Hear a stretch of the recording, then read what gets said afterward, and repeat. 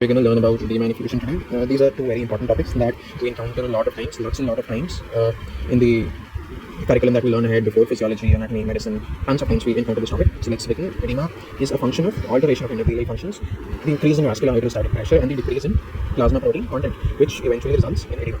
Now we have two types of edema and effusion. We have two types of fluid collections in the body, and what is the difference between them? I'll tell you. Both of these eventually result in disturbance in serious renal and hepatic functions, and they can also be a result of these primarily as well.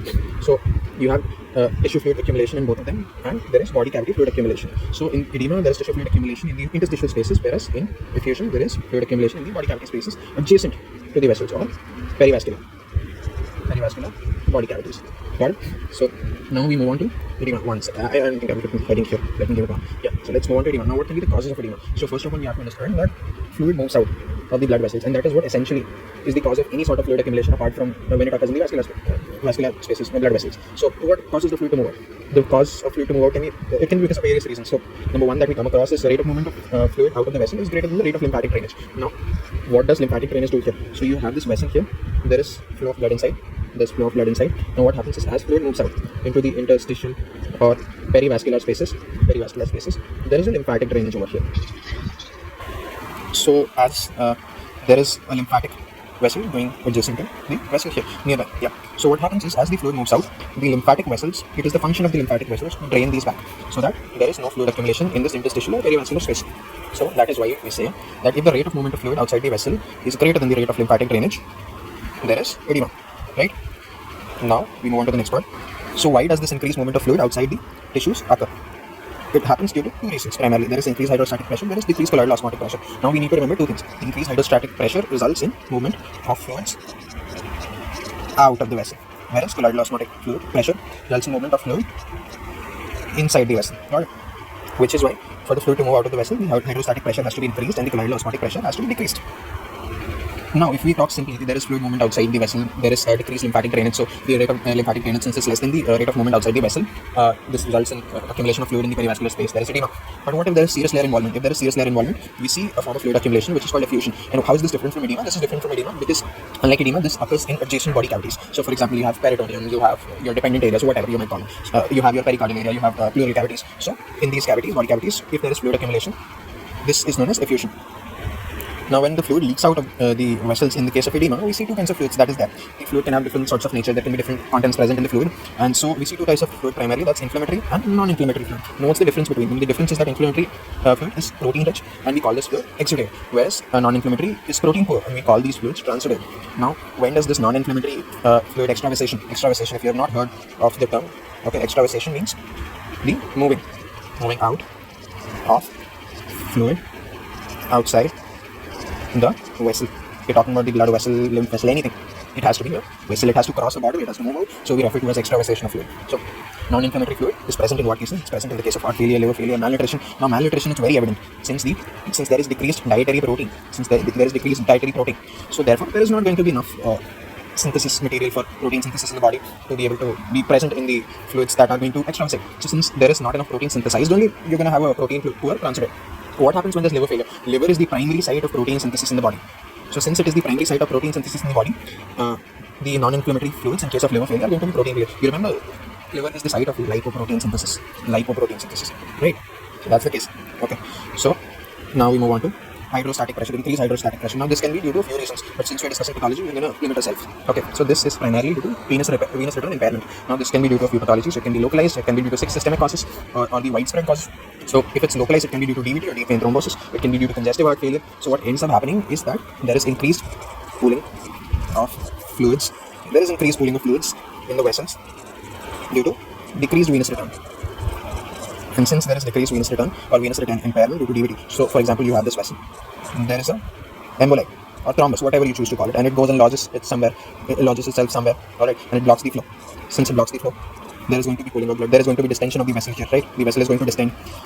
Therefore, since there is increased fluid, there is going to be increased hydrostatic pressure, alright? So that is how deep vein thrombosis results in increased hydrostatic pressure, whereas for the systemic causes, congestive heart failure. Now what does congestive heart failure do? for the very same reasons actually. It's not very different. There is increased fluid pooling, there is decreased venous return, and due to which there is increased hydrostatic pressure. Now, why does the plasma osmotic pressure or the colloidal oncotic pressure decrease? Decreases due to a few reasons. First of all, there is decreased albumin. So, first of all, you have to know, for the background or the context, you have to know that albumin, the serum protein, is the major contributor in the plasma osmotic pressure. It contributes to almost more than half of the pressure. So it plays a huge role in maintaining the placement of different components of the total body water. So what happens is this serum albumin decreases. Now how does it decrease? It can either decrease due to its loss, or it can either decrease due to impairment in synthesis. So for example, like I told you before, since liver is the site of synthesis of these proteins, if in case of severe liver disease such as end-stage cirrhosis, then it's going to be decrease in synthesis. Whereas in case of loss of this protein, for example, nephrotic syndrome, the glomerular filtration mechanism is impaired. There is proteins getting lost in urine, proteinuria. There is proteinuria there. And in that case, the albumin is lost. As a result, the oncotic pressure or the plasma osmotic pressure decreases, which leads us to edema, which leads us to decrease intravascular volume, due to which there is renal hypoperfusion. So you have to remember that even though the kidney has a very, very high perfusion compared to all the other solid organs in the body, it has a very, very high perfusion. But in case there is a case of decreased intravascular volume, it is also the first organ to undergo tissue hypoxia. So there is renal hypoperfusion, as a result of which the blood pressure falls, and to maintain the blood volume and the blood pressure, the check and balance mechanisms come into place. In this case, it's the RAS axis, or the renin angiotensin aldosterone system or axis. This come into place. There is increased salt and water retention, yet failure to correct plasma protein deficit. Now that we have discussed how the RAS axis comes into play, and it results in sodium retention, and as a result there is obligate water retention in the vessels, we're going to talk about this in specific. So let's talk about it, right? So there is increased salt and obligate water retention. Along with it, there is increased hydrostatic pressure, and there is decreased colloidal osmotic pressure. Why? Due to increased dilation of vascular fluid. So the serum proteins that are already there, right? So these serum proteins, there is certain, let's say there is X amount of fluid in there. There is X amount of fluid. Now, since this fluid was less, the RAS axis came into play, and it added some fluid to it as a part of obligate water retention. So now the fluid amount is X plus Y. This leads to dilution. Of the serum protein, and as a result, the net colloidal osmotic pressure decreases. You're getting it. So that's how it works. Now this does not go consequence free. This increase in hydrostatic pressure, decrease in COP due to obligate water retention, salt retention. Now this does not go consequence free. This causes certain changes in the body as well, and these are pathological changes primarily. So it causes primary and secondary renal disorders. When there's secondary renal disorders, it also causes. Now secondary renal disorders, we all know from the name, these are not primary disorders, and these are caused as a result of other primary pathologies.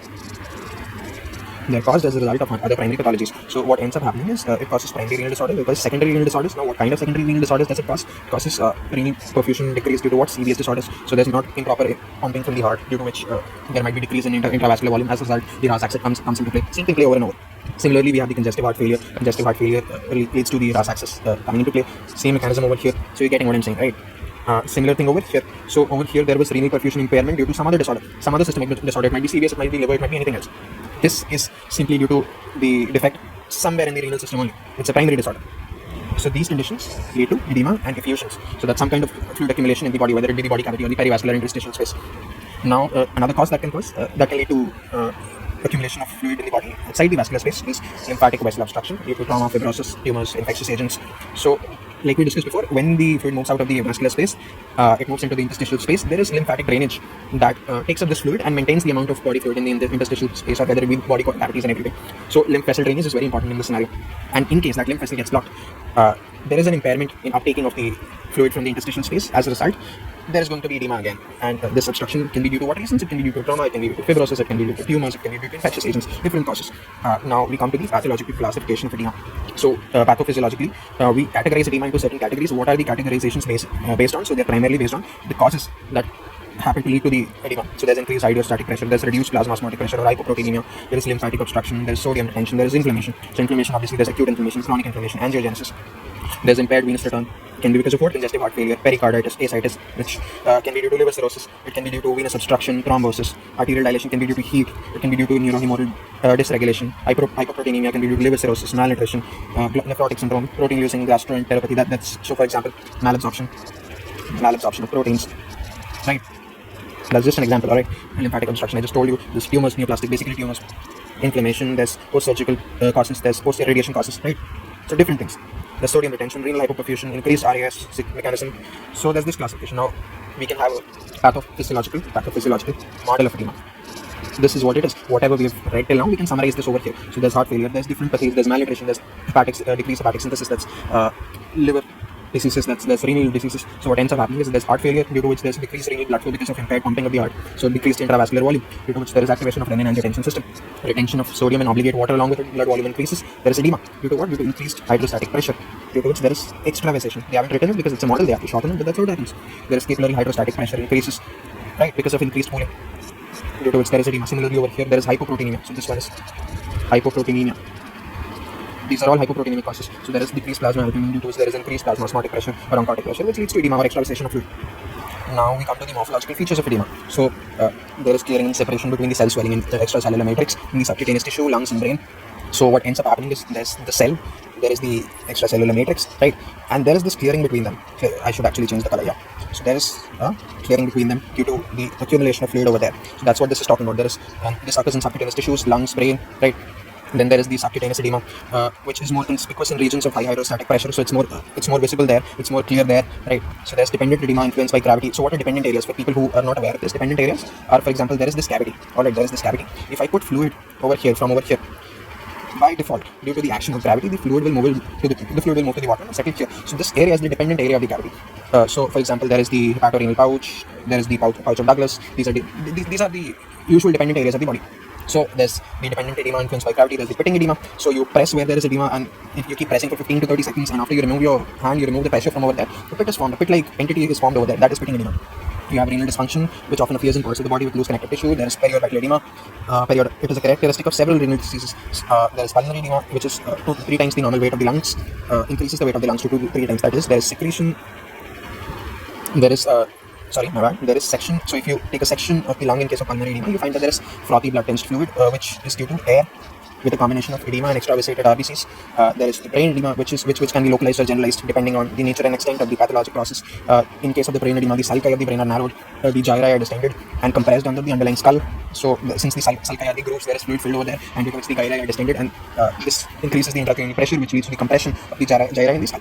Now we come to effusion. Now effusion can occur in the pleural cavity, leading to hydrothorax. In case of hydrothorax, it can occur in the pericardial cavity, that is hydropericardium. It can occur in the peritoneal cavity, which can lead to ascites or hydroperitoneum. So we're getting what is happening. Alright. Now there are two types of fluid that we see here. Like I said before, we see transidative fluid, we see exudative fluid. So let's differentiate between the transidative fluid is protein pure, translucent and straw color. We have exceptions to this. We have chylous effusion, which is milky due to what reason? Due to that absorbed lipids. So the lipids make it slightly turbid and milky. There is exudative fluid, which is protein rich and milky due to WBCs. Then we finally move on to the clinical features of edema and effusion, and what are the common clinical manifestations that we can see? We can see left ventricular failure, which causes pulmonary edema, and due to this pulmonary edema, what lung manifestations do we see? We see ARDS, acute respiratory distress syndrome, or we see renal failure.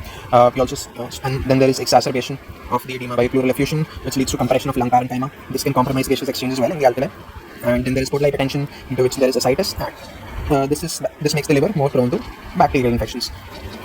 Then there is finally brain edema. Brain edema, what happens? There is herniation through the foramen magnum of the CNS structures, compression of brainstem, vascular supply, which leads to medulla center injury and death. So what ends up happening is you have the cranium here, let's assume you have the foramen magnum. Now since the intracranial pressure over here increases, certain structures herniate through the foramen magnum.